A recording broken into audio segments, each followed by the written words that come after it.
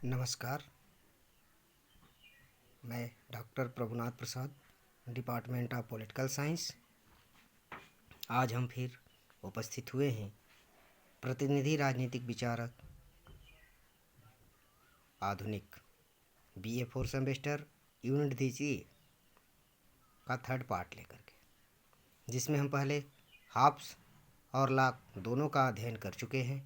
आज हम Jean Jacques Rousseau के बारे में अध्ययन करेंगे। रूसो का जीवन परिचय। इतिहास।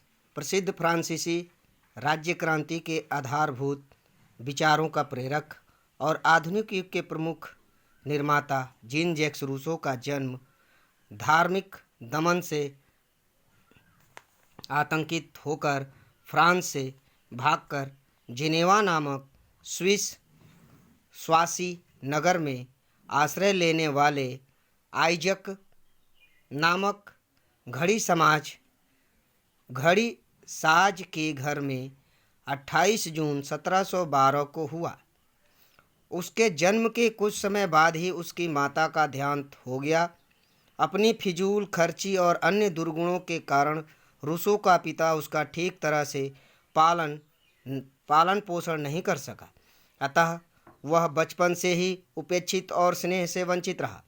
उसका पालन पोषण उसके संबंधियों ने किया और उसे कुछ प्रारंभिक शिक्षा दिलाकर काम पर लगा दिया गया, जहां उसने चोरी करने और झूठ बोलने जैसी गंदी आदतें सीखीं। 16 वर्ष की अवस्था में उसने जेनेवा छोड़ दिया और अपनी जीवन के अगले 14 वर्ष तक इधर उधर भटकता रहा। इस काल में वह अनेक विद्वानों जैसे दिदरो आदि के संपर्क में आया।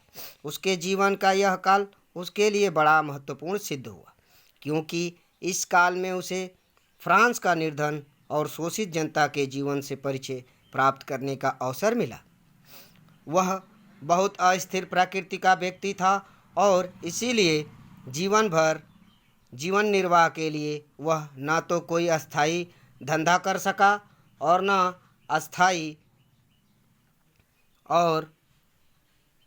अस्थायी रूप से टिक कर रह सका। अपने प्रारंभिक घुमक्कड़ जीवन उसका परिचय मैडम डी वारेन से हुआ,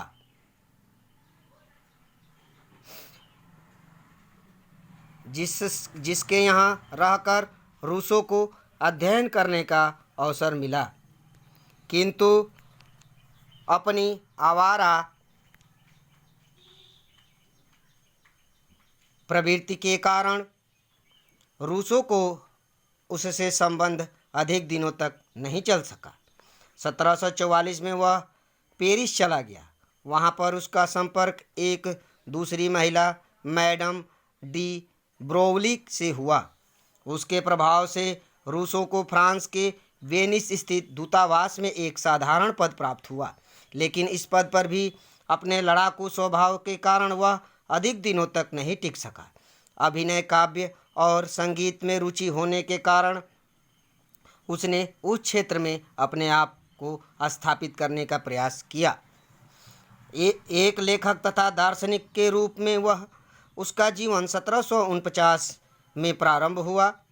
यह कि डिजोन की अकादमी द्वारा एक निबंध प्रतियोगिता का आयोजन किया गया, जिसका विषय था विज्ञान तथा कलाओं की प्रगति ने नैतिकता को शुद्ध किया या भ्रष्ट।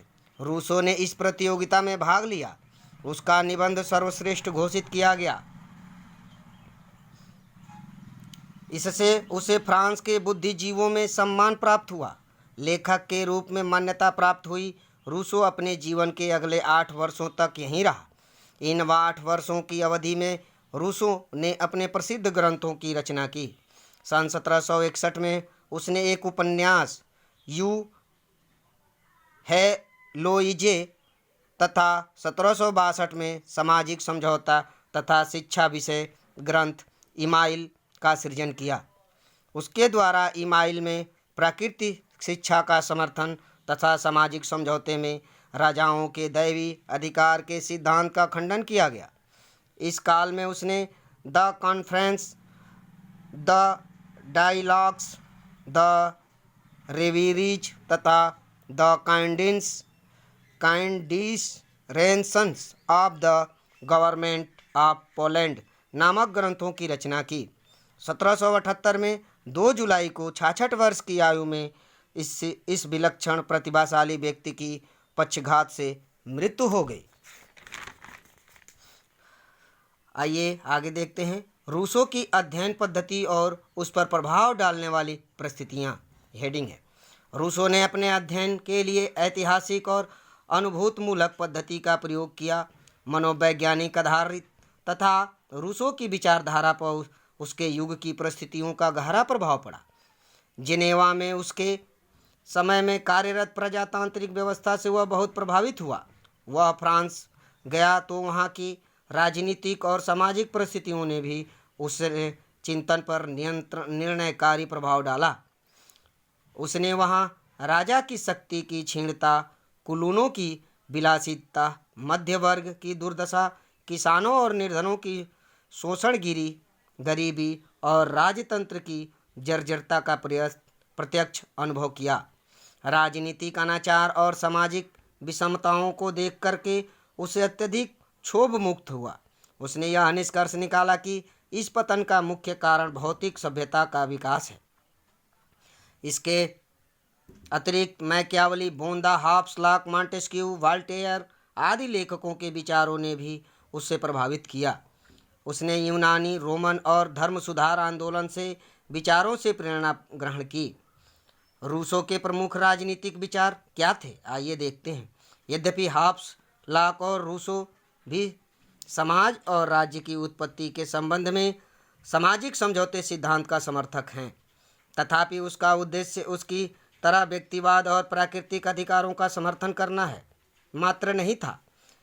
इनके विपरीत रूसो समाज के नैतिक पतन के प्रति अत्यधिक चिंतित था और चाहता था कि इस अभिसमय से मुक्त होकर मनुष्य का जीवन पुनः नैतिक दृष्टि से उच्च हो जाए।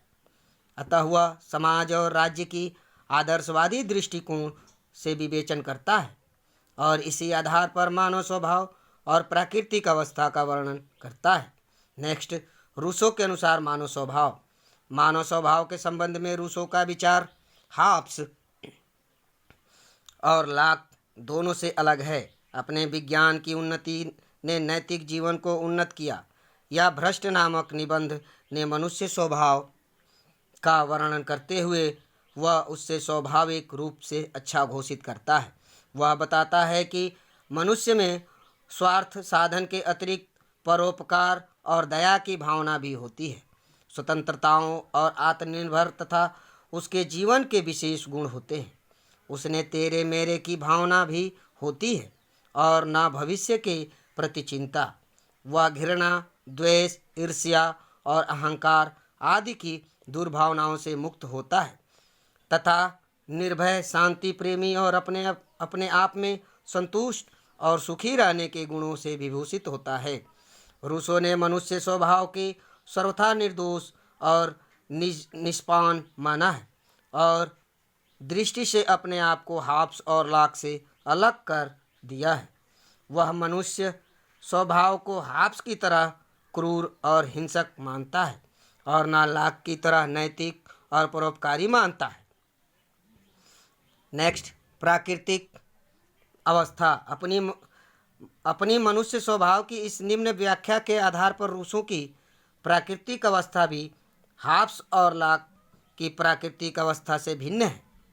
अपनी प्राकृतिक अवस्था का चित्रण करते हुए रूसो कहता है, इनमें मनुष्यों का जीवन सरल, शांत, संतुष्ट और सुखमय था।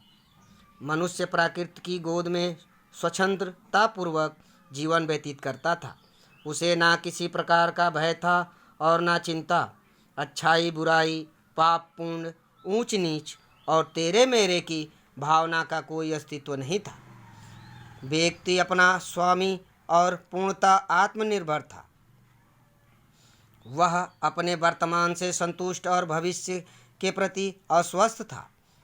वह खेती बाड़ी करना चाहता था और न वाणिज्य व्यवसाय। इस प्राकृतिक अवस्था में उसके व्यवहार को नियंत्रण करने वाला नियम था।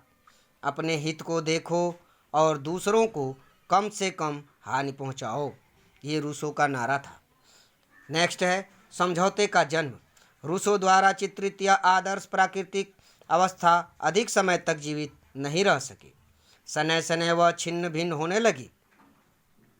उसके विनाश के लिए मनुष्य रूप से उत्तरदायी था। व्यक्तिगत संपत्ति का उदय, दूसरे शब्दों में संपत्ति के सांप ने स्वर्णिम युग को संपत्ति के सांप ने स्वर्णिम युग को डस लिया और उसके विष से संपूर्ण वातावरण विषैला और दूषित हो उठा। व्यक्तिगत संपत्ति के उदय की ओर संकेत करते हुए रूसो कहता है, वह पहला व्यक्ति समाज का वास्तविक जन्मदाता था जिसने भूमि के एक टुकड़े को घेर कर यह कहा कि मेरी भूमि है, और जिसे उसके इस कथन के प्रति विश्वास के लिए सरल व्यक्ति मिल गए। डबल इनवर्टेड कमा क्लोज। इस व्यक्ति की देखा देखी अन्य व्यक्तियों ने भी भूमि पर अपना अधिकार स्थापित करना प्रारंभ किया और इस तरह व्यक्तिगत संपत्ति का उदय हो गया, जिसके फलस्वरूप स्वार्थ, युद्ध, कलह, द्वेष और हिंसा आदि दुर्गुणों का प्रादुर्भाव हुआ। भौतिक सभ्यता प्रगति करती गई, मनुष्य की स्वतंत्रता परतंत्रता में बदलती गई, जिसको लक्ष्य करके रूसो कहता है कि मनुष्य स्वतंत्र उत्पन्न होता है, फिर भी प्रत्येक स्थान पर वह बंधनों से जकड़ा होता है। इसी तरह रूसो के अनुसार मनुष्य अराजक प्राकृतिक अवस्था में को समाप्त करने के लिए जो समझौता करते हैं वह दो पक्षों के बीच होता है। एक पक्ष उनके व्यक्तिगत जीवन का और दूसरा पक्ष उनके सामूहिक जीवन का है। अतः वे व्यक्तिगत रूप से जो कुछ गंवाते हैं उसे समझौते के फलस्वरूप सामूहिक रूप से पुनः प्राप्त कर लेती है। रूसो के अनुसार डबल इनवर्टेड कॉमा में है, प्रत्येक व्यक्ति अपने आप को सभी को समर्पित करते हुए किसी को भी व्यक्तिगत रूप से समर्पित नहीं करता। इस तरह कोई भी ऐसा सदस्य नहीं होता है जो वह दूसरे पर उन्हीं अधिकारों को प्राप्त नहीं करता जो कि वह अपने प्रायः दूसरों को बताकर करता है। जो कुछ वह गंवाता है उसी के बराबर वह प्राप्त कर लेता है और अपनी वस्तुओं की सुरक्षा की शक्ति में वृद्धि कर लेता है। Double inverted comma close. नमस्कार। नेक्स्ट में हम अंक में उपस्थित होंगे सामाजिक समझौते की विशेषताएं